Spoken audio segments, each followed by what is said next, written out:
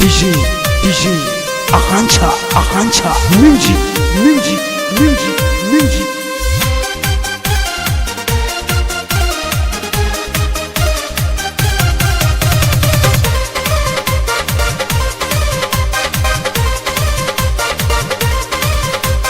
कहाँ बितवल ना कि रतिया कहाँ बितवल ना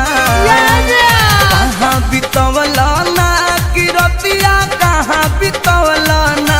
कि मोतिया मरलस कौन सवतिया रतिया कहाँ बितवल ना बता दो सिलावा रहे कि फूल मतिया रतिया कहाँ बितवल ना कहाँ बितवल ना तू रतिया कहाँ बितवल ना कि मोतिया मरलस कौन सवतिया रतिया कहाँ बितवल ना